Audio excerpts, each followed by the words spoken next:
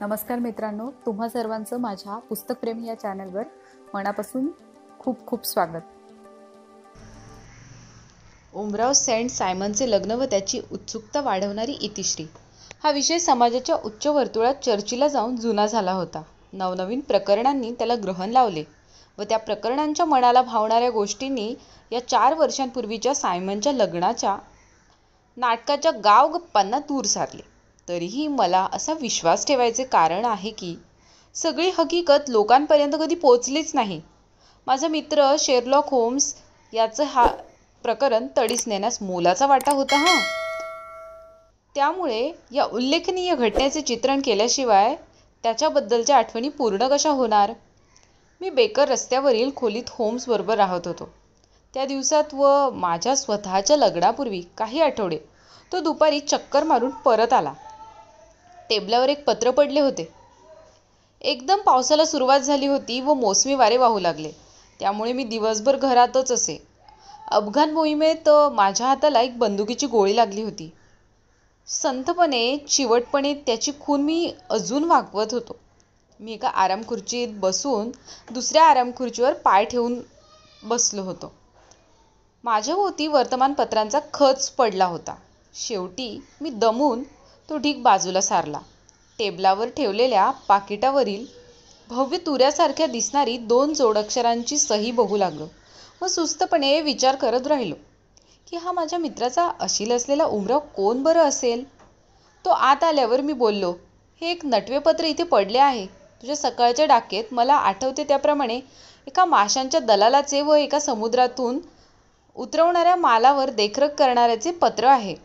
तो हसत उत्तरला, हो, मला येणाऱ्या पत्रांमध्ये नक्कीच विविधतेचा गोडवा असतो आणि त्यातील नम्र असणारी पत्रे ज्यात रुचिपूर्ण असतात, दुसऱ्याला कंटाळा आणणारे, खोटे बोलणारे, नकोशा अशा सामाजिक वॉरंटी संबंधीचे काम असलेले असे कोणीतरी हे लोक दिसतात. त्याने तरी पत्रे फोडून वाचली. अरे रे, हे असेच काहीतरी बेकार वाटते आहे. काही सामाजिक भानगडी का? नाही, अगदी व्यावसायिक. आणि उमराव अशिलाकडून आलेले. इंग्लंडमधील एका सर्वोत्तम घराण्यातील. माझ्या प्रिय मित्रा, अभिनंदन. वॉटसन, मी तुला खात्रीने सांगतो, छाप पाडण्यासाठी म्हणून नव्हे, की केसमधील रुचिपूर्णतेपेक्षा अशिलाचा सामाजिक दर्जा मी महत्त्वाचा मानत नाही. पण तरीही असे शक्य आहे की या नवीन शोध मोहिमेत रुचिपूर्णता देखील नसेल. तू जागरूकतेने व काळजीपूर्वक ही वर्तमानपत्रे वाचतो आहेस, नाही का? मी कोपऱ्यात पडलेल्या मोठ्या ढिगाकडे खंतपूर्वक बघत म्हणालो. तसेच दिसते आहे. मला करायला दुसरे काहीच नाही. तुला मला मदत करायला मिळून तू कदाचित भाग्यवान ठरशील. मी गुन्हेगारी बातम्या व काळजीचे रकाने सोडून काही वाचत नाही. काळजीची, दुःखाची पत्रे नेहमीच काहीतरी करायला सांगत असतात. पण तू जर अलीकडील घटनांचा मागोवा घेतला असशील तर तू नक्कीच उमराव सेंट सायमन व त्यांच्या लग्नासंबंधी वाचले असशील. हो हो, अगदी, खूप आवडीने. हे चांगले आहे. मी हातात धरलेले पत्र उमराव सेंट सायमनकडून आलेले आहे. मी तुला ते वाचून दाखवतो. पण त्याच्या बदल्यात तू मला याबद्दल वर्तमानपत्रांमध्ये काय काय आले आहे हे सांगितले पाहिजेस. तो उमराव असे म्हणतो आहे, माझ्या प्रिय शेरलॉक होम्स. उमराव बॅकवॉटर मला असे सांगतो आहे की मी तुमच्या निर्णयावर व खाजगीपणा जपण्याच्या कारवाईवर खोल विश्वास दाखवावा म्हणून मी तुम्हाला भेटून माझ्या लग्नसंबंधात घडलेल्या तापदायक घटनेविषयी तुमचा सल्ला घ्यायला येणार आहे. या संबंधात स्कॉटलंड यार्डचा लेस्ट्रड आधीच तपास करत आहे, पण तुमची मदत घेण्यास त्याचा विरोध नाही. उलट ते उपयोगी ठरेल असे त्याने मला खास सांगितले आहे. मी दुपारी 4 वाजता येतो. जर तुम्हाला त्यावेळी दुसरे काही काम असेल तर ते तुम्ही पुढेच ढकलवा अशी मी आशा करतो. कारण हे खूपच महत्त्वाचे आहे. तुमचा विश्वासू सेंट सायमन. हे ग्रॉसवेनर मॅशमधून पिसांनी लिहिलेले आहे. दुर्दैवाने त्या उमरावाच्या उजव्या हाताच्या करंगळीतला शाईचा डाग पडलेला लक्षात येत आहे. होम्सने पत्र बंद करताना शेरेबाजी केली. तो 4 म्हणतो आहे. आता 3 वाजले आहे. तासाभरात तो येईलच. मग या विषयाचा गाभा जाणून घेण्यासाठी मला तुझी मदत घ्यायला जेमतेम वेळ आहे. या वर्तमानपत्रांमध्ये त्यासंबंधी आलेला मजकूर तारखेनुसार लावून ठेव. तोपर्यंत मी आपला अशील कोण आहे याची झलक बघतो. संदर्भ पुस्तकांमधील लाल आवरण असलेले पुस्तक उघडून त्यातील ते पान सरळ करून गुडघ्यांवर धरत तो बोलला. इथे त्याच्यासंबंधी लिहिले आहे. उमराव Robert Walsingham de Vere Saint Simon, duke बाल्मोरचा दुसरा मुलगा. ड्यूकच्या शर्टावर 3 काळ्या पट्ट्या असलेले सन्मानचिन्ह दिसत आहे. सेंट सायमन 1846 मध्ये जन्मला. तो आता 41 वर्षांचा आहे. म्हणजे लग्नासाठी जरा जास्तच वय आहे, नाही का? तो पूर्वीच्या वसाहती प्रशासनातील उपसचिव होता.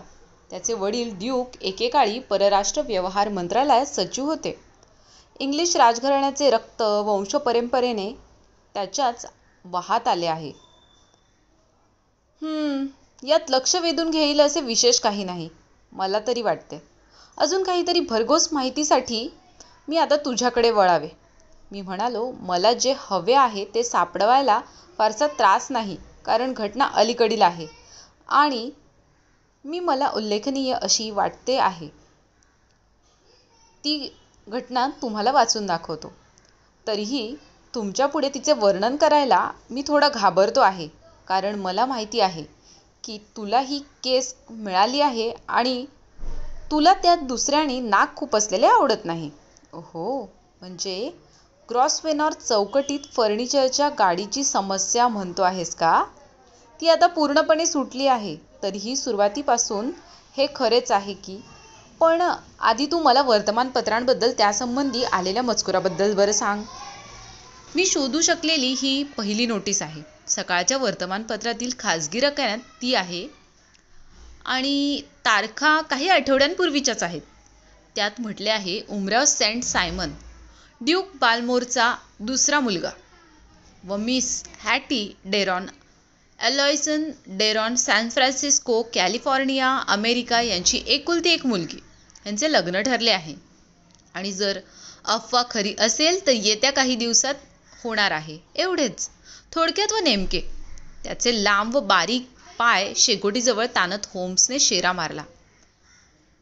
त्याच आठवड्यातील एका सामाजिक वर्तमानपत्रात पण एक परिच्छेद छापून आला होता.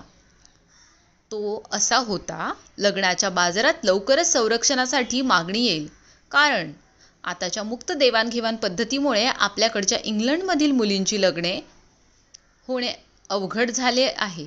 ग्रेट ब्रिटनमधील उमरावांनी घरांचे व्यवस्थापन एकामागून एक अटलांटिक महासागराच्या पलीकडील उच्चभ्रू मंडळींच्या हातात जात आहे. मागील आठवड्यात एक महत्त्वाची अशी भर पडली आहे की या नवीन भूमीतील सुंदर मुलींनी आपल्या येथील मुलांना लग्नासाठी फशी पाडले आहे. उमराव सेंट सायमनने गेली 20 वर्षे त्याच्यावरील मदबानांचे शरसंधान रोखून ठेवले होते. पण आता त्याने मिस हॅटी डेरॉन या कॅलिफोर्नियाच्या लक्षाधीशाच्या सुंदर मुलीशी त्याचे लग्न नक्की केले आहे.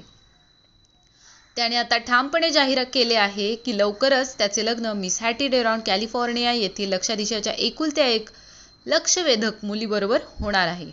डौलदार तनू व सुंदर चेहरा यामुळे तिने वेस्टबरी घरातील मंडळींचे लक्ष वेधून घेतले आहे. नुकतेच असे समजले आहे की तिचा हुंडा 6 आकड्यांच्या वर असणार आहे.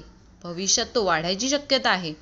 हे उघड गुपित आहे की बाल्मोरचा ड्यूक गेले काही वर्षे त्याच्या मुलाचे लग्न जमवण्याचा प्रयत्न करतो आहे. उमराव सायमनची बर्चमूरची छोटी इस्टेट सोडली तर स्वतःची अशी खाजगी मालमत्ता नाही. त्यामुळे हे स्पष्ट आहे की कॅलिफोर्नियाची वारस असलेली हॅटी ही काही लग्नामुळे लाभार्थी ठरणार नाही, पण लग्नामुळे तिला प्रजासत्ताक अमेरिकेतून ब्रिटिश राजघराण्यात येणे सहज सोपे होईल.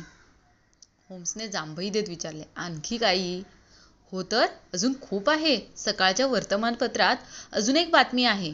त्यात असे म्हटले आहे की हे लग्न अगदी शांतपणे सेंट जॉर्ज येथील वॅनोवर चौकात होईल. फक्त 5-6 जवळच्या मित्रांना आमंत्रण असेल आणि मेजवानी अलोयसिस डेरॉनने घेतलेल्या लॅकोस्टार गेट येथे होईल. 2 दिवसांनी म्हणजे बुधवारी छोटेसे निवेदन होईल की लग्न झाले आहे आणि मधुचंद्र उमराव बॅकवॉटरच्या घरी पीटर्सफील्ड येथे होईल. या सर्व बातम्या नवऱ्या मुलीला पलायनाच्या आधी झाल्या आहेत. होम्सने चमकून विचारले, कशाच्या पूर्वी? ती बाई नाहीशी होण्यापूर्वी. ती केव्हा नाहीशी झाली? लग्नाच्या दिवशी सकाळी? न्याहारीनंतर? खरे की काय? हे मला वाटले होते त्यापेक्षा जास्त रुचीपूर्ण आहे. फारच नाटकी आहे. मला हे नेहमीच्या पेक्षा काहीच्या काहीच वेगळे वाटते. या ललना नेहमीच्या समारंभापूर्वी किंवा कधीकधी मधुचंद्राच्या काळात अदृश्य होतात, पण इतक्या लवकर लग्नाच्या दिवशी त्यांनी गायब होणे याची मी कल्पनाही करू शकत नाही. मला याबद्दल जास्त कळले तर बरे. मी तुला ताकीद देतो की हे कळणे फार अपूर्ण असते. कदाचित आपण ती माहिती पूर्ण करू शकू. ती तशी अपूर्णच असते. काल सकाळच्या वर्तमानपत्रात याबद्दल एक लेख आला आहे. तो मी तुला वाचून दाखवतो. त्याचे शीर्षक असे आहे, एका उत्सवी लग्नात जोडप्यापैकी एकानेच असणे. व पुढील मजकूर, विचित्र व दुःखदायक अशा लग्नसंबंधीच्या प्रसंगांमुळे उमराव रॉबर्ट सेंट सायमनचे कुटुंब मोठ्या काळजीत पडले आहे. कालच्या वर्तमानपत्रात जाहीर केल्याप्रमाणे समारंभ काल सकाळी झाला, पण आत्ता अशी काहीतरी विचित्र अफवा पसरली आहे व त्याबद्दल खात्री करणे शक्य आहे. सायमनच्या मित्रांनी या प्रकरणाची चर्चा होऊ नये म्हणून प्रयत्न केला, पण त्या घटनेने सामान्य लोकांचे इतके लक्ष वेधून घेतले आहे की तसे होऊ शकत नाही. सेंट जॉर्ज येथील वॅनोवर चौक ही एक शांत जागा आहे. मुलीचे वडील अलोयसिस डेरॉन, बॅलमोरचा उमराव बॅकवॉटर उमराव युस्टार्ट, लेडी क्लारा सेंट सायमन, नवऱ्या मुलाचे लहान भाऊ बहीण व लेडी अलायसिया वॅक्टन ही सगळी मंडळी नंतर लॅक्स्टर गेट येथे मिस्टर अलोयसिस डेरॉन यांच्या घरी गेली. तिथे न्याहारी चालू होती. असे वाटते आहे की जिच्या नावाची खात्री केली गेली नाही व लग्नाच्या मेजवानीनंतर जिने हर प्रकारे घरात शिरण्याचा प्रयत्न केला त्या बाईमुळे थोडा त्रास झाला. सेंट सायमनवर तिचा बेकायदेशीररित्या काही हक्क आहे असे ती सांगत होती. अत्यंत दुःखदायक व लांबलचक तमाशानंतर तिला स्वयंपाक्याने व दारवानाने हाकलवून दिले. सुदैवाने या दुर्दैवी गोंधळापूर्वी घरात शिरलेल्या नवऱ्या मुलीने इतरांबरोबर बसून न्याहारी घ्यायला सुरुवात केली. तेव्हा तिला थोडे बरे वाटत नसल्याची तक्रार करत तिच्या खोलीत गेली. ती बराच वेळ न्याहारीच्या इथे आली नाही म्हणून कुजबूज सुरू झाली. तिचे वडील तिच्या मागे गेले, पण त्यांना तिच्या नोकराणीकडून कळले की ती वर खोलीत फक्त क्षणार्धाकरता आली होती. नवऱ्या मुलाचा लांब कोट व नवऱ्या मुलीची चेहऱ्यावर आडोसा करणारी टोपी घेऊन लगेच खाली पॅसेजमध्ये गेली. एका दारवानाने सांगितले की त्याने एका बाईला नवरीच्या वेशात घर सोडताना बघितले, पण ती त्याची मालकीण असल्याचे त्याला वाटत नव्हते. पण कुणाच्या तरी बरोबर मालकीण बाईसाहेब होत्या असे तो म्हणाला.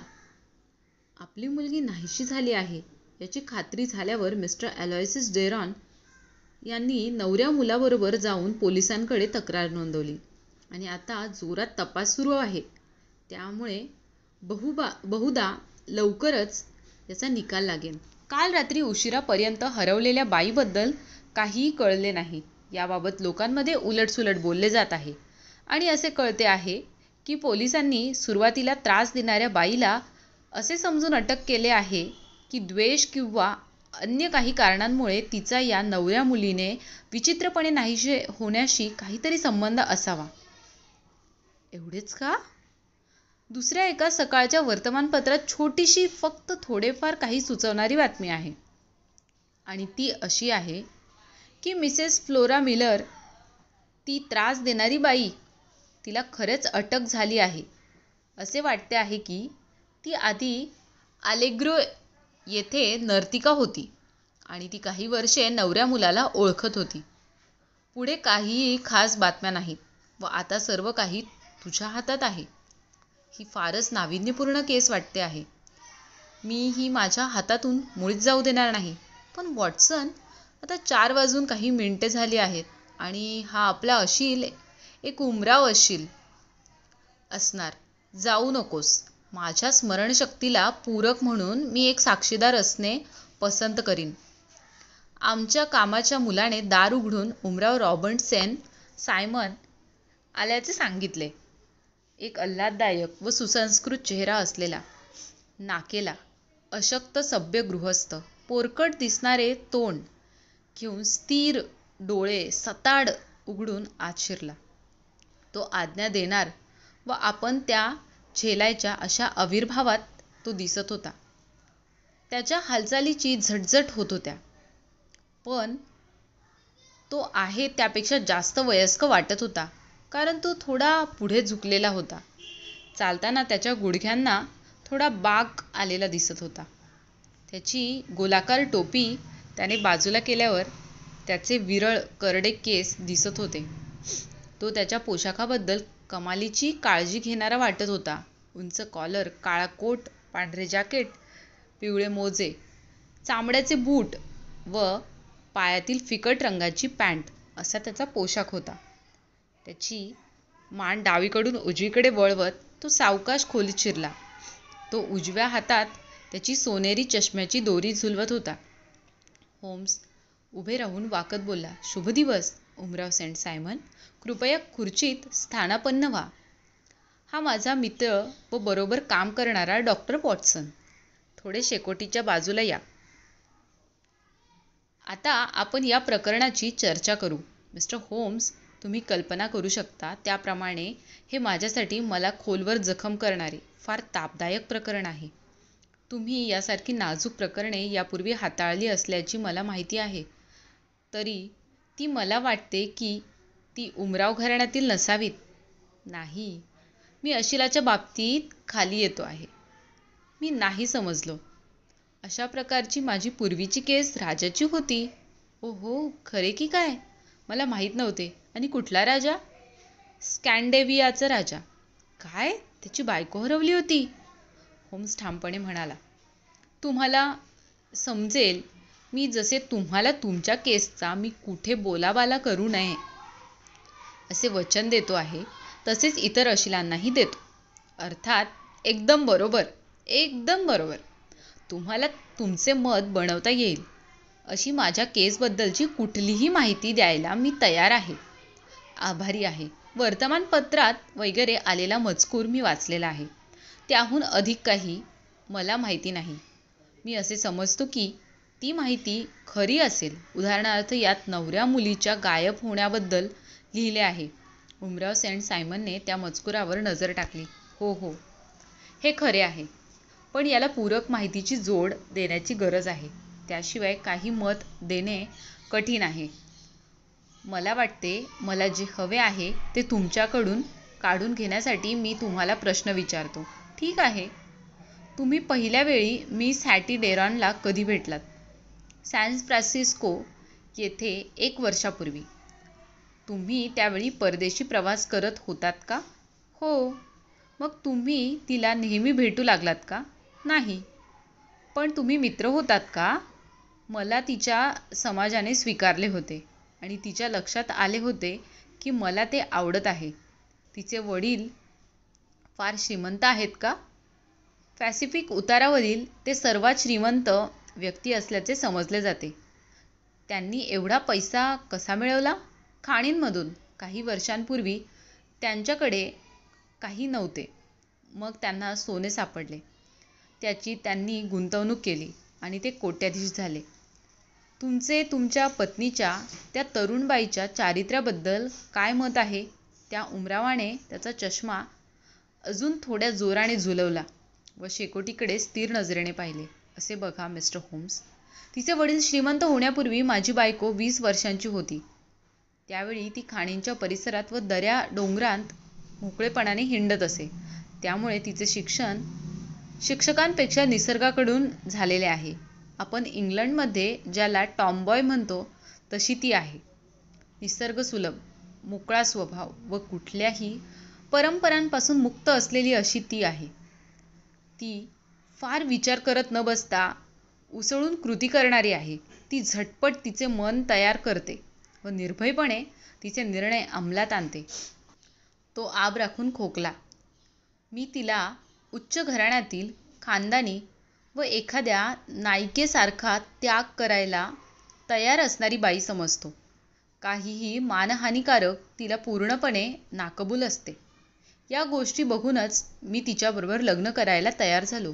तुमच्याकडे तिचा फोटो आहे का? हां, मी माझ्याबरोबर आणला आहे. त्याने त्याचे लॉकेट उघडून आम्हाला त्या सुंदर बाईचा पूर्ण चेहरा दाखवला. तो फोटो नव्हता, तर जणू हस्तिदंती छोटी आकृती होती. ती बनवणाऱ्यांनी चमकदार काळ्याभोऱ्या केसांचा व देखण्या चेहऱ्याचा पूर्ण परिणाम त्यात उतरवला होता. होम्सने बराच वेळ प्रामाणिकपणे त्याकडे निरखून पाहिले. मग त्याने तो उमरा सायमनकडे परत दिला. ती तरुणी इंग्लंडला आली व मग तुम्ही तिच्याशी परिचय वाढवलात? हो, तिचे वडील लंडनच्या या शेवटच्या ऋतूत तिला घेऊन आले होते. मी तिला पुष्कळ वेळा भेटलो, तिच्याशी लग्न ठरवले व आता ते केले. मला असे कळले आहे की तिने म्हणे भरपूर हुंडा आणला होता. बराच हुंडा, पण माझ्या कुटुंबात नेहमी जेवढा दिला जातो त्याहून जास्त नव्हे. आणि तो अर्थात तुमच्याकडे राहिला असणार, कारण तुमचे लग्न आधीच झालेले होते. मी खरे तर याची काही चौकशी केली नाही. असे असणे अगदी सहज शक्य आहे. तुम्ही मिस डेरॉनला लग्नाच्या आदल्या दिवशी पाहिलेत का? हो. ती आनंदात होती का? कधी नाही एवढी. आम्ही आमच्या पुढच्या आयुष्यात काय करायचे याबद्दल ती बोलत होती. खरे का? हे फार छान आहे. आणि विवाहाच्या दिवशी सकाळी ती अगदी पराकोटीची चमकत होती, निदान लग्नापर्यंत तरी. मग तुम्ही तिच्यात काही बदल झालेला पाहिलात का? खरे सांगायचे तर मी पहिली काही लक्षणे बघितली. तिची मनस्थिती थोडी रागीट झाली होती. परंतु हे नाहीसे होण्याच्या घटनेशी जोडणे बरोबर ठरले नसते. असेच असू दे, अशी मी प्रार्थना करतो.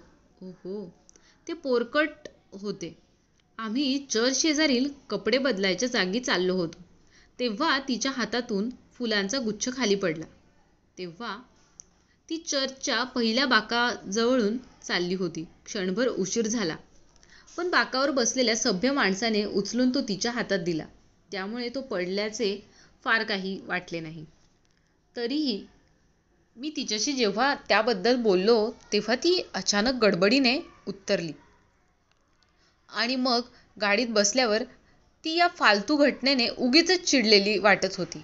खरंच तुम्ही म्हणालात की बाकावर एक माणूस बसला होता. काही इतर लोक देखील तिथे हजर होते का? हो, होते. चर्च उघडे असताना तिथे कुणी नसणे अशक्य आहे. हा सभ्य गृहस्थ तुमच्या बायकोचा मित्र नव्हता ना? नाही, तो अगदी साधा दिसणारा 4 चौघांसारखा मनुष्य होता. मला त्याचे अस्तित्व जेमतेम जाणवले. पण मला वाटते की आपण मूळ मुद्द्यापासून भरकटतो आहे. तर मग तुझी बायको लग्नाहून परतताना आधीपेक्षा थोड्या कमी आनंदी मनस्थितीत होती. तिच्या वडिलांच्या घरात शिरताना तिने काय केले? मी तिला तिच्या नोकराणीशी बोलताना पाहिले. आणि तिची नोकराणी कोण आहे? तिचे नाव ॲलिस आहे. ती अमेरिकन असून कॅलिफोर्नियाहून तिच्याबरोबर आली आहे. अगदी विश्वासू नोकराणी? अगदी तशीच. मला असे वाटते की तिची मालकीण तिला जास्त स्वातंत्र्य द्यायची. तरीही अर्थात अमेरिकेत ते या गोष्टींकडे वेगळ्या दृष्टिकोनातून बघतात. किती वेळ ॲलिसशी बोलत होती? ओहो, काही मिनिटे. ती कसला तरी वेगळाच विचार करत होती. त्या काय बोलत होत्या ते तुम्हाला ऐकू आले का? माझी बायको ताबा घेण्यासंबंधी काहीतरी बोलली. तिला तिच्या नेहमीच्या अमेरिकन उच्चारात बोलायची सवय होती. ती बोलली त्याचा अर्थ काय होता याची मला काही कल्पना नाही. कधीकधी अमेरिकन उच्चार खूप बोलके असतात. आणि नोकराणीशी बोलणे संपल्यावर तिने काय केले? ती न्याहारीच्या खोलीत चालत गेली. तुझा हात पकडून का? नाही, एकटीच. लहान सहान बाबतीत ती फार स्वावलंबी होती. आम्ही 10 मिनिटांकरता बसलो. मग ती घाईघाईने उठली, काही क्षमेचे शब्द बोलली व खोलीतून बाहेर गेली. ती परत कधीच आली नाही. पण नोकराणी ॲलिस मला समजले त्याप्रमाणे अचानक तिच्या खोलीत गेली. नवऱ्या मुलीचे कपडे मोठ्या कोटात झाकून वर टोपी ठेवली व बाहेर गेली. असेच झाले असेल. मग ती माझी बायको हाईड पार्कमध्ये फ्लोरा मिलर बरोबर फिरताना दिसली. तीच ती मिलर जी आता तुरुंगात आहे व तिने मिस्टर डेरॉनच्या घरी त्या सकाळी थोडा तमाशा केला होता. हो हो, तिच्याबद्दल थोडे ऐकायला मला आवडेल. आणि तुझे तिच्याशी काय नाते आहे हे ते देखील. उमराव सेंट सायमनने त्याचे दोन्ही खांदे उंचावले व भुवया ताणल्या. आम्ही काही वर्षे मित्र होतो. फार जवळचे मित्र असे मी म्हणेन. ती अलेग्रो येथे राहत असे. मी कधी तिला दुष्टपणे वागवलेले नाही. तिची माझ्याबद्दल तक्रार असायचे काही कारण नाही. पण तुम्हाला माहिती आहे की बायका कशा असतात. मिस्टर होम्स, फ्लोरा छान छोटीशी होती, पण फार भडक डोक्याची होती. माझ्यासाठी खूपच जवळची होती. तिला जेव्हा समजले की मी लग्न करत आहे, तेव्हा तिने मला फार भीतीची व दुःखाची पत्रे लिहिली. आणि खरे सांगायचे तर मी इतक्या साधेपणाने लग्न का केले, तर मला चर्चमध्ये काही तमाशा होईन की काय अशी भीती वाटत होती. आम्ही परतल्यावर ती मिस्टर डेरॉनच्या दाराशी उभी होती. ती दुसऱ्यांना धक्के देऊन बाजूला सारत व माझ्या बायकोला शिव्या देत पुढे आली. ती माझ्या बायकोला धमक्याही देत होती, पण अशा स्वरूपाचे काहीतरी ती करेल अशी माझी अटकळ होतीच. ती साध्या वेशातील 2 पोलिसांना आणले होते. मी त्या पोलिसांना आणले होते म्हणून बरे झाले. त्यांनी तिला बाहेर हाकलवून दिले. तिने जेव्हा पाहिले की इथे तमाशा करून काही उपयोग नाही, तेव्हा ती शांत झाली. तुझ्या बायकोने हे सर्व ऐकले का? नाही, माझे नशीब. तिने ऐकले नाही. आणि नंतर त्याच बाईबरोबर ती चालताना दिसली. हो, स्कॉटलंड यार्डच्या मिस्टर लेस्ट्रड यांना पण ते गंभीर वाटले. असा विचार केला गेला की फ्लोराने माझ्या बायकोची शिकार करून तिच्यासाठी काहीतरी भयानक सापळा रचला आहे. हो, असे झाले असण्याची शक्यता आहे. तुम्हालाही तसेच वाटते का? झाले असेलच असे मी म्हणत नाही, पण तुम्हाला स्वतःला अशी शक्यता वाटते का?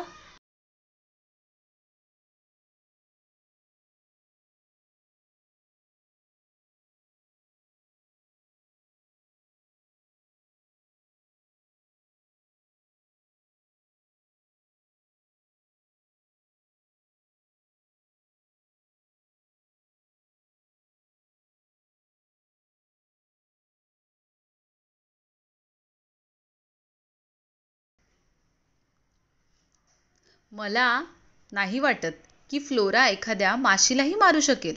तरीही हेवा ही चारित्र्यात जादू आहे. मला नाही वाटत की फ्लोरा एखाद्या माशीलाही मारू शकेल. तरीही हेवा ही चारित्र्यात जादुई स्थित्यंतर घडवून आणणारी एक विचित्र शक्ती आहे. पण मग काय झाले असेल याबद्दल तुमचे विचार काय आहेत? तसे पाहिले तर मी एक शक्यता शोधली आहे.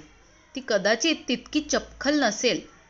मी तुम्हाला काय काय झाले हे सर्व सांगितले आहे, तरीही तुम्ही विचारत आहात म्हणून सांगतो.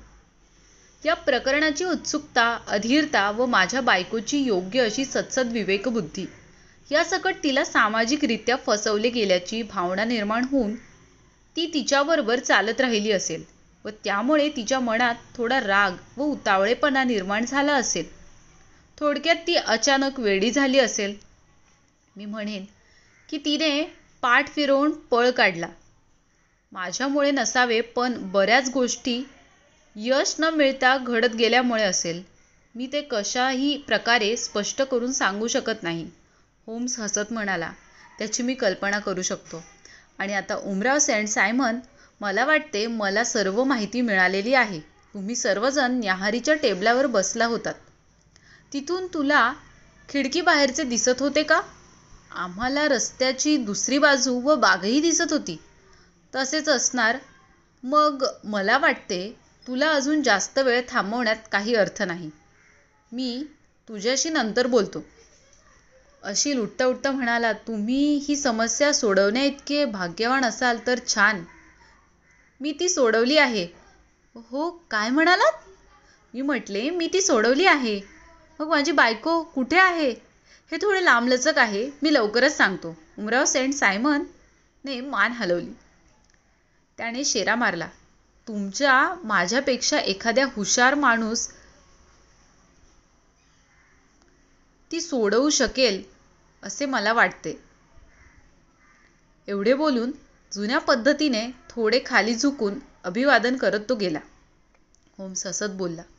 उमराव सेंट सायमनने माझे डोके त्याच्या बरोबरीचे असल्याचे बोलून माझा सन्मान केला आहे. या उलट तपासणीनंतर मला विस्की सोडा व सिगार हवा होता. माझा अशील खोलीत येण्यापूर्वीच मी माझा निष्कर्ष काढला आहे. माझ्या प्रिय होम्स, माझ्याकडे अशा पुष्कळ केसेसची टिपणे आहेत, तरीही मी पूर्वी म्हटल्याप्रमाणे माझा पूर्ण तपास माझ्याकडील अर्धवट माहितीवर आधारित जो निष्कर्ष होता त्यावरच मी ठाम असल्याचे दाखवतो. जसे काही दुधातून ट्राऊट मासा निघावा त्याप्रमाणे प्रासंगिक पुरावे क्वचितच खूप ठामपणे काही सांगतात. पण तू ऐकलेस तेच सर्व मी देखील ऐकले. पण मला ज्यामुळे फायदा झाला त्या माझ्या आधीच्या केसबद्दल तुला माहिती नाही. काही वर्षांपूर्वी ॲबरडीन केसमध्ये असाच एक प्रसंग होता आणि वर्षभराने आलेली फ्रांको प्रुशियन लढाईनंतरची म्युनिच केसही अशीच होती. ही केस यापैकी आहे. अरेच्चा, पण लेस्ट्रड इथे आलेला दिसतो आहे. लेस्ट्रड, शुभ दुपार. तुला टेबलावर एक जास्तीचा पेला दिसेल व खोक्यात सिगार पण आहे. पोलीस दलातील नेमलेल्या गुप्तहेराने उघड्या गळ्याचा शर्ट, टाय व जाकीट घातले होते. त्यात तो खलाशासारखा दिसत होता. त्याच्या हातात एक काळी कॅनव्हासची पिशवी होती. अभिवादन करून तो बसला व त्याला दिलेली सिगार पेटवली. डोळ्यात मिश्कील झाक घेऊन होम्सने विचारले, सध्या काय चालू आहे? तू असमाधानी दिसतो आहेस. हो, मी असमाधानी आहे. ही ती सेंट सायमनची डोकेखाऊ केस आहे. मला त्यात ओ ना ठो काहीही कळत नाही. खरे की काय? तू मला चकित केलेस. अशा गुंतागुंतीच्या प्रकरणाबद्दल कोणी कधी ऐकले नसेल. प्रत्येक पुरावा माझ्या बोटांमधून निसटून जातो आहे. मी दिवसभर त्या केसच्या मागे आहे आणि तुला तिने फार दमवलेले दिसते आहे. लेस्टरच्या जाकीटच्या हातावर हात ठेवत तो म्हणाला. मी एखाद्या सापासारखा वळवळतो आहे. अरे देवा, कशासाठी? सेंट सायमनच्या बायकोचे मृत शरीर शोधण्यासाठी. होम्स त्याच्या खुर्चीत मागे रेलून बसला व मोठमोठ्याने हसू लागला. तू ट्रॅफल्गर चौकातील कारंज्याच्या खाली खणून पाहिलेस की काय? त्याने विचारले. का? तुला काय म्हणायचे आहे? कारण तुला ही बाई तिथे व तशाच एखाद्या अन्य ठिकाणी सापडायची चांगली संधी आहे. लेस्ट्रडने माझ्या मित्राकडे एका रागाचा कटाक्ष टाकला. तो गुरगुरला. मला वाटतं तुला याबद्दल सगळे काही माहिती आहे. हे बघ, मी आतापर्यंत फक्त काय काय घडले एवढेच ऐकले आहे. पण माझा निर्णय ठरला आहे. हो, खरंच? म्हणजे तुला असे वाटते का की यात सापाची काहीही भूमिका नाही? मला वाटते नक्कीच नाही. मग तू दयाळूपणे ते स्पष्ट करशील का?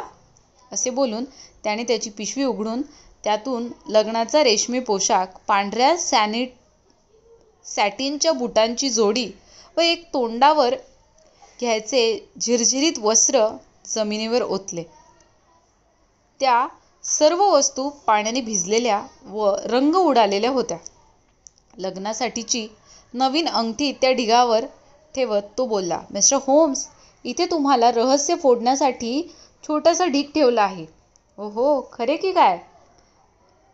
हे तू सापाखालून काढलेस का? अंगठी हवेत उडवत माझा मित्र म्हणाला. नाही, हे बागेतील माळ्याला पाण्याच्या कडेला तरंगत पडलेले दिसले. ते त्याने मिसेस सायमनचे असल्याचे ओळखले आणि मग मला वाटले की जर कपडे इथे सापडले आहेत तर मग प्रेत पण इथेच जवळपास कुठेतरी असणार. अशाच हुशारीने, तर्कबुद्धीने प्रत्येक माणसाचे प्रेत त्याच्या कपड्यांच्या कपाटाजवळ सापडायला पाहिजे. आणि यातून तू काय निष्कर्ष काढू इच्छितोस? या नाहीसे होण्यामागे फ्लोरा मिलरचा हात असल्याचा पुरावा सापडण्याचा मला वाटते की ते तुला अवघड जाईल. लेस्टर कडवटपणे किंचाळला. असे म्हणतोस? होम्स, तुझ्या निष्कर्षांच्या बाबतीत तू नुसतेच तर्क लढवतोस. तू फार कृतीप्रधान नाहीस. तू काही मिनिटात 2 चुका केलेल्या आहेस. ते कपडे निश्चितपणे मिस फ्लोरा मिलरकडे बोट दाखवतात. आणि कसे? या कपड्यात एक खिसा आहे. खिशात कार्डे ठेवायची केस आहे व त्यात एक चिठ्ठी आहे. त्याने ती होम्ससमोर टेबलावर भिरकवली. ऐक, सर्व तयारी झाली की तू मला भेट. लगेच ये. FHM. आता माझे म्हणणे असे आहे की मिसेस सायमनला फ्लोरा मिलरने भुलवले. निसंशय तीच मिसेस सायमनला नाहीसे करण्यासाठी जबाबदार आहे. इथे तिने सही केलेली चिठ्ठी आहे. ती दरवाजात नकळतपणे तिच्या हातात पडली असावी व त्या चिठ्ठीने तिला त्यांच्या सापळ्यात अलगद नेऊन पाडले असावे. होम्स हसत उत्तरला. फार छान लेस्टर, तू खरोखर धन्य आहे. मला हे बघू दे. त्याने संथपणे ती चिठ्ठी हातात घेतली, पण अचानक त्याचे लक्ष उडाले व त्याने समाधानाची आरोळी दिली. तो म्हणाला, ही खरेच फार महत्वाची आहे. शेवटी तुला हे पटले तर? अगदी पुरेपूर पटले. मी तुझे अभिनंदन करतो. लेस्टर विजयाने उठला व मान झुकवून अभिनंदन स्वीकारले. पण लगेच तो घाबरून ओरडला. तू चुकीच्या बाजूला बघतो आहेस. उलट हीच सुलट बाजू आहेस. सुलट बाजू? तू वेडा झाला आहेस. इथे पेन्सिलने लिहिले आहे आणि इथे हा हॉटेलच्या बिलाचा तुकडा असल्याचे दिसते आहे. त्यात मला खूप रुची आहे. त्यात काही नाही. मी तो यापूर्वी पाहिला आहे. ऑक्टोबर 4, खोली 8, S न्याहारी 2S 6P, दारू 1S, जेवण 2S 6P, 1 पेला शेरी 8P, बास. अजून काही मला यात दिसत नाही. लेस्टर बोलला. S म्हणजे शिलिंग व P म्हणजे पेनी. कदाचित नसेल तरीही तो महत्त्वाचा आहे. त्या चिठ्ठीप्रमाणे निदान सही तरी महत्त्वाची आहे आणि त्याबद्दल मी तुझे पुन्हा अभिनंदन करतो. लेस्टर उठत म्हणाला. मी पुष्कळ वेळ फुकट घालवला. मी कानावर विश्वास ठेवतो. शेकोटीजवळ बसून विचारांचे जाळे विणण्यात नव्हे. Mister Holmes. अच्छा. कोण या प्रकरणाच्या तळाशी लवकर पोचतो ते बघू. त्याने कपडे गोळा करून पिशवीत भरले व दाराकडे निघाला. लेस्टर, तुला एक गोष्ट सांगतो. मी तुला या प्रकरणाची मेख सांगतो. मिसेस सायमन ही अफवा आहे. अशा नावाची कुणी व्यक्ती नव्हतीच व नाही आहे. त्याचा प्रतिस्पर्धी जाण्यापूर्वी होम्स सावकाश बोलला. लेस्टरने हताश होऊन माझ्या मित्राकडे बघितले. मग तो माझ्याकडे वळला. 3दा डोक्यावर हात मारून घेतला. दुःखाने डोके हलवले व घाईने निघून गेला. त्याने त्याच्या मागे दार लावून घेतले न घेतले तोच होम्स त्याचा मोठा कोट घालण्यासाठी उठला. तो बोलला, दाराबाहेर जे काही घडले असे हा माणूस म्हणतो आहे त्यात काही तथ्य असावे. त्यामुळे वॉटसन, मी तुला तुझ्या या वर्तमानपत्राच्या ढिगात सोडून जातो. शेरलॉक होम्स इथून गेला तेव्हा 5 वाजून गेले होते. पण मी एकाकी नव्हतो, कारण तासाभरात मोठी पेटी घेऊन एक दुकानदार आला. ती पेटी त्याने त्याच्याबरोबर आलेल्या एका तरुणाच्या मदतीने उघडली आणि मला आश्चर्यचकित करून आमच्या घराच्या महोगनी लाकडी टेबलावर थोडे थंड ग्रीक पद्धतीचे जेवण मांडले. त्यात एकत्र बांधलेले वुडकॉक पक्षी होते. लांब शेपटीचा फेसंट होता. मांसाचा केक होता.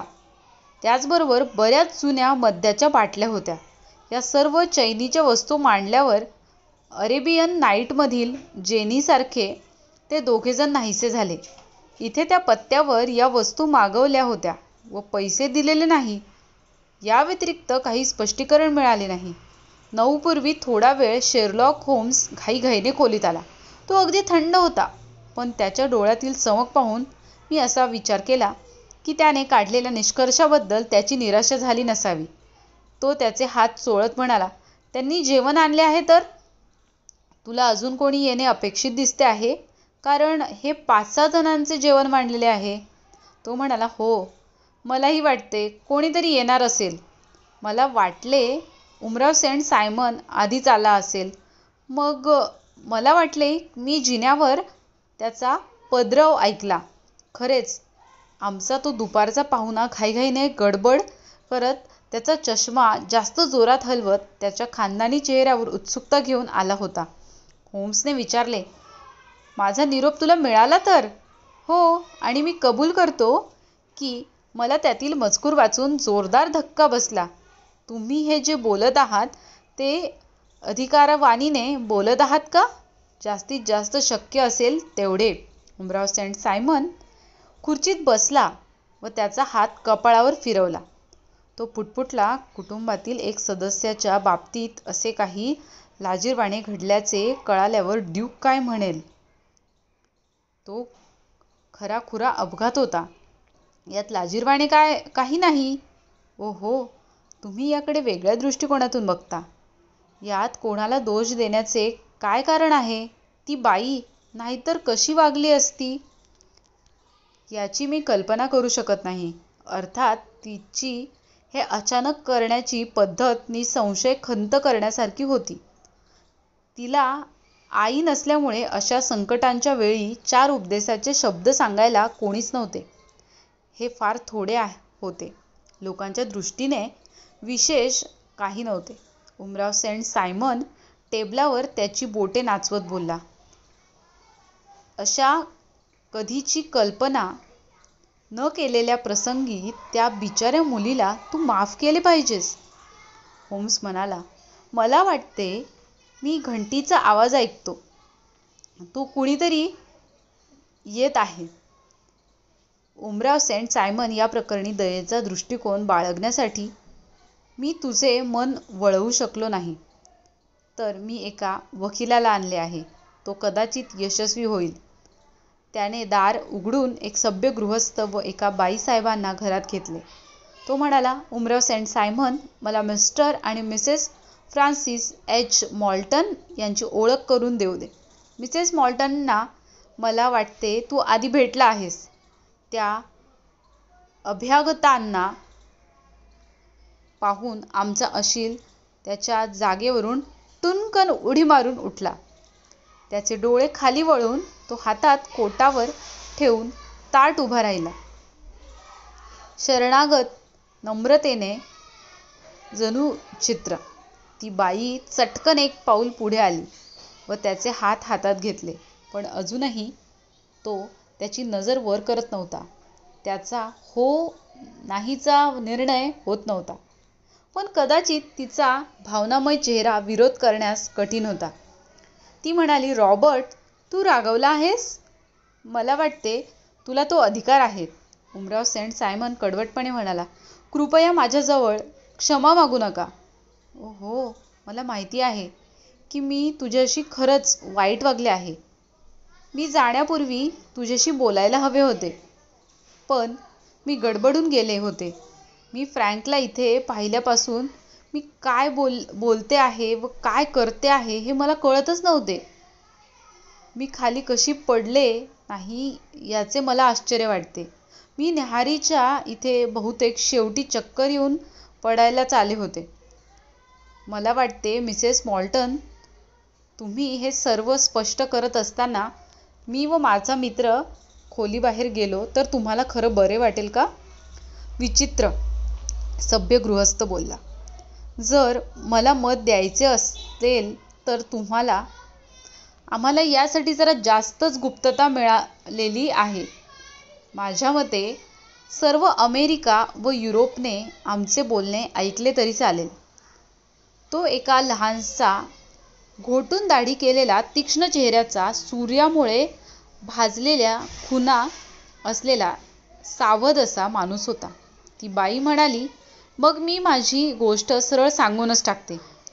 इथे असलेला फ्रँक व मी 1984 मध्ये भेटलो. रॉकीज जवळील मॅकक्विरच्या शिबिरामध्ये भेटलो. तिथे माझे वडील काम करत होते. फ्रँक व मी दोघांनी एकमेकांशी लग्न ठरवले. पण नंतर एक दिवस वडिलांनी घबाड सापडून ते लखपती झाले. तर गरीब फ्रँक हळूहळू गाळात जात कफल्लक झाला. वडील जितके श्रीमंत झाले तितका फ्रँक दरिद्र झाला. माझे फ्रँक बरोबरचे ठरलेले लग्न वडिलांना सहन होईना, म्हणून ते मला घेऊन सॅन फ्रान्सिस्कोला गेले. पण फ्रँकला काही नकार कळवला नाही.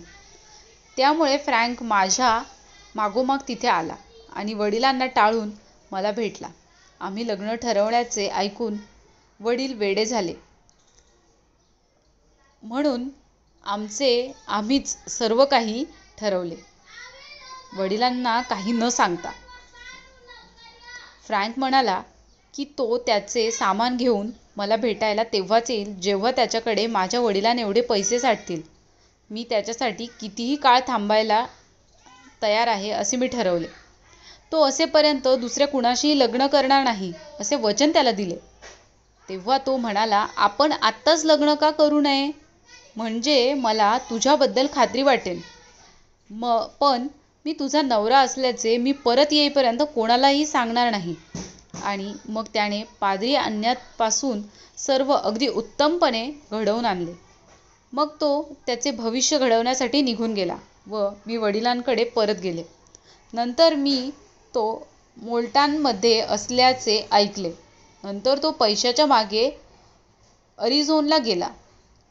मग मी त्याच्याबद्दल न्यू मेक्सिकोहून ऐकले. नंतर वर्तमानपत्रात अपाची इंडियन लोकांनी खाणीच्या परिसरात कसा हल्ला केला त्यासंबंधी एक लांबलचक गोष्ट झाली होती.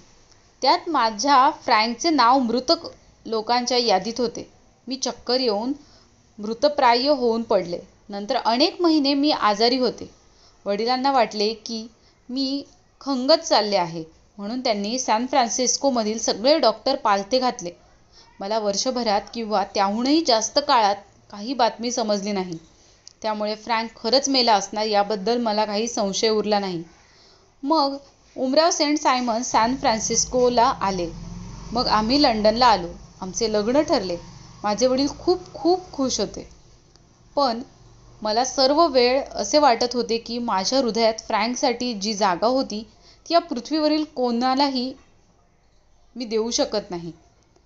तरीही मी उमराव सेंट सायमनबरोबर लग्न केले. ते केवळ कर्तव्य केले. आपल्या प्रेमावर आपली काही हुकूमत चालत नाही, पण कृतीवर चालू शकते.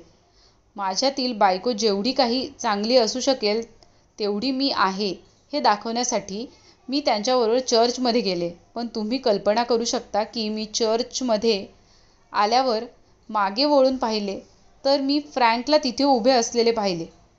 तो पहिल्याच बाकावर बसून माझ्याकडे बघत होता. मला पहिल्यांदा वाटले की ते माझे मनाचे भाव आहेत किंवा मी तिथे भूत बघत आहे. पण मी पुन्हा पाहिले तेव्हा तो परत डोळ्यात प्रश्नचिन्ह घेऊन मला जणू विचारत होता की त्याला बघून मला वाईट वाटले की आनंद झाला. मला नवल वाटले की मी चक्कर येऊन पडेल अशी कशी नाही. सर्व जग माझ्याभोवती फिरू लागले. पाद्री उच्चारत असलेले शब्द मला फक्त मधमाशीच्या गुणगुणण्यासारखे ऐकू येत होते. मला कळत नव्हते की काय करावे. मी हे लग्न मोडल्याचे जाहीर करून चर्चमध्ये तमाशा करावा का? मी परत त्याच्याकडे पाहिले आणि त्याला बहुधा मी काय विचार करत आहे ते कळले असावे. त्याने त्याचे बोट उचलून त्याच्या ओठांवर ठेवले व मला गप्प राहण्याबद्दल सुचवले. मग मी त्याला एका कागदावर काहीतरी खरडताना पाहिले. मला कळले की तो माझ्याकरता चिठ्ठी लिहित आहे. मी त्याच्यासमोरील बाकावरून गेले तेव्हा मी माझ्या हातातील फुलांचा गुच्छ खाली पाडला आणि त्याने तो मला परत करताना माझ्या हातात एक चिठ्ठी दिली. तो खून करेल तेव्हा त्याला भेटण्यासाठी मी यावे अशी फक्त एक ओळ त्यात लिहिलेली होती. अर्थात मला क्षणभर सुद्धा काय करावे हा प्रश्न पडला नाही, कारण तो काय सांगेल ते ऐकणे हेच माझे पहिले कर्तव्य होते. मी कॅलिफोर्नियामध्ये असल्यापासून त्याला ओळखणाऱ्या व त्याच्याबद्दल मैत्री असणाऱ्या माझ्या नोकराणीला मी ते सांगितले, पण त्याबद्दल काही न बोलण्याबद्दल बजावले व माझ्या काही वस्तू भरून ठेवून माझा मोठा कोट तयार ठेवायला सांगितले. मला कळत होते की मी उमराव सेंट सायमनला सर्व काही सांगायला हवे होते, पण त्याची आई व इतर सर्व मोठ्या माणसांसमोर ते सांगणे फारच कठीण होते. मी सरळ असे ठरवले की पळून जायचे आणि नंतर सर्व काही सांगायचे. मी टेबलाशी जाऊन 10 मिनिटे होत नाही तोच मी फ्रँकला खिडकीतून रस्त्याच्या दुसऱ्या बाजूला पाहिले. त्याने माझ्याकडे बघून हात हलवला आणि मग पार्कमध्ये चालू लागला. मी सटकले, माझ्या वस्तू घेतल्या व त्याला गाठू लागले. कोणीतरी बाई माझ्याकडे येऊन उमराव सेंट सायमनबद्दल माझ्याशी काहीतरी बोलत राहिली. त्यांचे लग्नापूर्वीचे काही गुप्त रहस्य असल्याचे ती मला सांगत असल्याचे मी उडत उडत ऐकले. पण मी तिला टाळून सटकले व फ्रँकला गाठले. आम्ही दोघेही एका टॅक्सीत बसलो व तो लांब जिथे उतरला होता त्या गॉर्डन चौकातील एका लॉजमध्ये गेलो. इतकी वर्षे थांबल्यावर ते माझे खरे लग्न होते. अपाची लोकांनी फ्रँकला तुरुंगात टाकले होते. तिथून निसटून तो सॅन फ्रान्सिस्कोला पोचला. तेथे त्याला असे समजले की मला तो मेला असे वाटत आहे.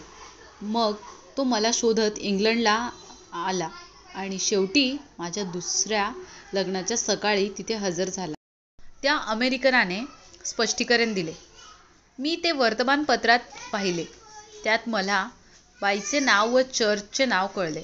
मग आता काय करावे याबद्दल आम्ही चर्चा केली. फ्रँकला सर्व काही सांगून मोकळे व्हावे असे वाटत होते, पण मला या प्रकारची इतकी लाज वाटत होती की मी इथून निघून जाणे व परत त्या लोकांना कधीही न भेटणे पसंत केले. वडिलांना फक्त एक ओळ लिहिली, कदाचित मी जिवंत आहे एवढे सांगण्यासाठी. त्या न्याहारीच्या टेबलाशी बसलेले व माझी वाट बघणारे सर्व उमराव प्रतिष्ठित स्त्रिया यांच्याबद्दल विचार करणे सुद्धा मला भीतीदायक वाटत होते. त्यामुळे फ्रँकने माझे लग्नाचे कपडे व वस्तू यांचे एक गाठोडे तयार केले व माझा माग कुणी काढू नये म्हणून ते कुठेतरी टाकून दिले. आम्ही उद्या पॅरिसला गेलो असतो, पण हा चांगला सभ्य गृहस्थ मिस्टर होम्स संध्याकाळी आला आणि त्याने मोठ्या दयाळूपणे व स्पष्टपणे मी चुकत असल्याचे व फ्रँक बरोबर असल्याचे आम्हाला पटवले. त्याने आम्हाला गाठले कसे हे माझ्यासाठी गूढच आहे. त्याने आम्हाला असा सल्ला दिला की आम्ही उमराव सेंट सायमनशी बोलून सर्व खरे काय ते सांगून टाकावे. तो त्याची एकट्याशी आमच्याशी भेट घडवून आणेल असे तो म्हणाला. म्हणून आम्ही आज इथे आलो. आता रॉबर्ट, तू हे ऐकले आहेस आणि मी तुला दुःख दिले असेल तर याबद्दल मनापासून माफी मागते. मी अशी आशा करते की तू माझ्या सहानुभूतीने विचार करशील. उमराव सेंट सायमनने कुठल्याही परिस्थितीत त्याचा ताठर दृष्टिकोन बदलायचे अमान्य केले, परंतु भुवई ताणून व ओठ शिवून ती लांबलचक हकीकत ऐकून घेतली. तो बोलला, मला माफ करा, कारण खूप खाजगी अशा आपल्या व्यक्तिगत बाबींची अशी जाहीरपणे चर्चा करायची मला सवय नाही. म्हणजे तू मला माफ करणार नाहीस. मी येथून जाण्यापूर्वी माझ्याबरोबर हातमिळवणी करशील की नाहीस?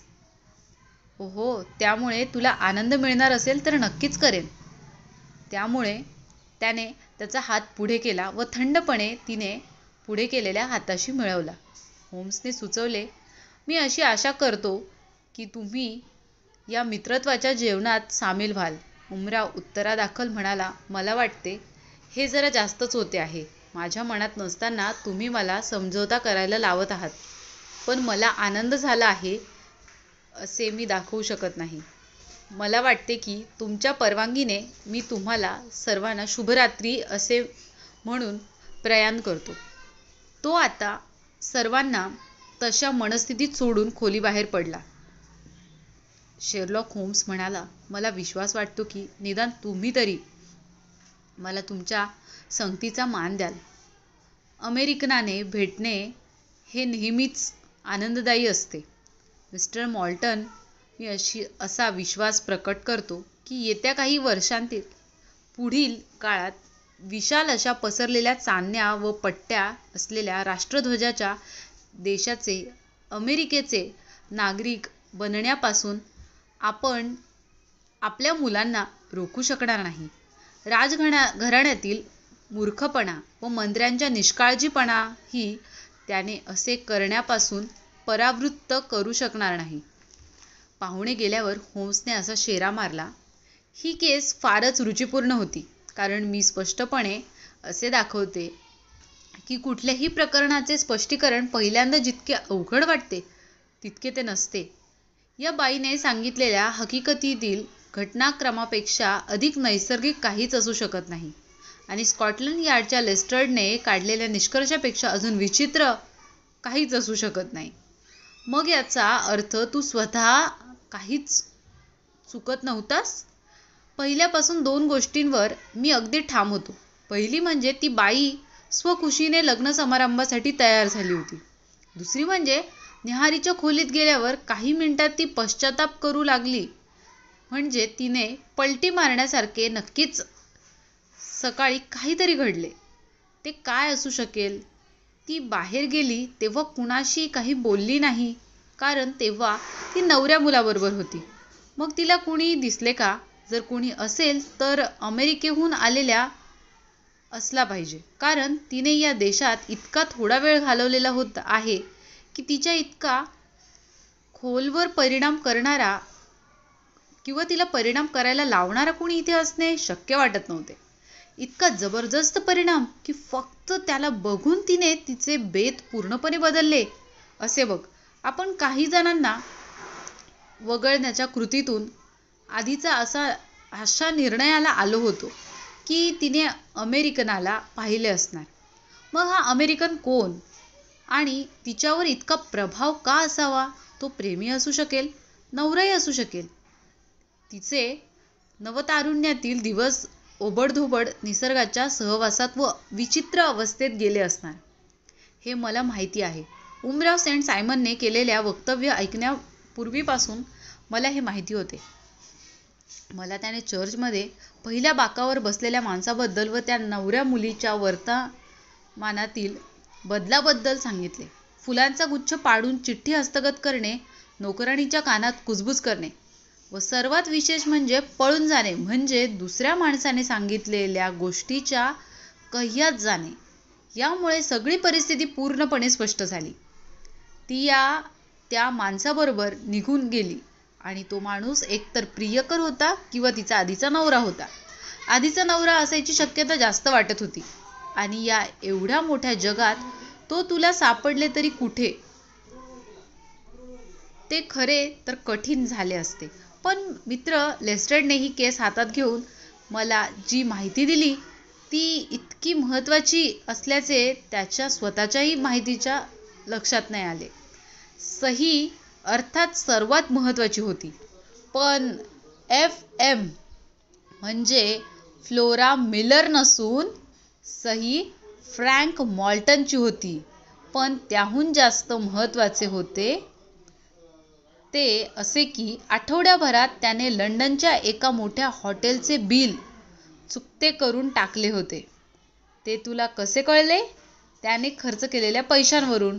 खोलीसाठी 8 शिलिंग, एका शेरीच्या पेल्यासाठी 8 पेनी, या किमतीवरून हे मोठे महागडे हॉटेल असल्याचे मला कळले. या प्रकारे किंमत लावणारी फारशी हॉटेल लंडनमध्ये नाहीत. नॉर्थअंबरलँड अव्हेन्यू हे मी माहिती आहे, तिथे गेलो होतो. ते दुसरे हॉटेल. मी त्याचे रजिस्टर उघडून समजलो की फ्रान्सिस H. मॉल्टन हा अमेरिकन माणूस आदल्या दिवशीच ते हॉटेल सोडून गेला होता. त्याचे नाव तिथे शोधताना मी डुप्लिकेट बिलामध्ये ज्या नोंदी पाहिल्या होत्या त्या आढळल्या. त्याच्या नावापुढे 226 गार्डन चौक असा पत्ता लिहिलेला होता. तिथे मी पोचलो आणि माझ्या नशिबाने ते प्रेमळ जोडपे मला घरीच सापडले. मी धीर करून त्यांना एखाद्या पालकासारखा उपदेश केला. त्यांच्या असे निदर्शनात आणून दिले की त्यांनी जनतेला व उमराव सेंट सायमनला त्यांच्याबद्दल स्पष्टपणे सांगितले पाहिजे. मी त्यांना इथे उमरावाला भेटण्यासाठी बोलवले आणि तू बघतो आहेस त्याप्रमाणे दोघांची भेटीची वेळ ठरवून टाकली. मी करवादलो, पण त्याने फार चांगले काही झाले नाही. उमराव सेंट सायमनचे वागणे निश्चितच राजघराण्याचा शोभेसे नव्हते. होम्स हसत म्हणाला, ओहो वॉटसन, जर सगळ्या त्रासानंतर लग्न ठरवून व करून शेवटी ती क्षणभराचीच पत्नी ठरली असती तर तूही तितका डौलदार राहिला नसतास. मग मला वाटले आपण उमराव सेंट सायमनचा विचार फार दयापूर्ण दृष्टिकोनातून केला पाहिजे. आपल्यावर नशिबाने अशी वेळ आणली नाही म्हणून आपण आभार मानले पाहिजेत. तुझी खुर्ची वर कर व मला व्हायोलिन दे, कारण आता आपल्यापुढे एक प्रश्न आहे आणि तो म्हणजे या पानगळीच्या उदासवाण्या संध्याकाळपासून आपला बचाव कसा करावा. समाप्त.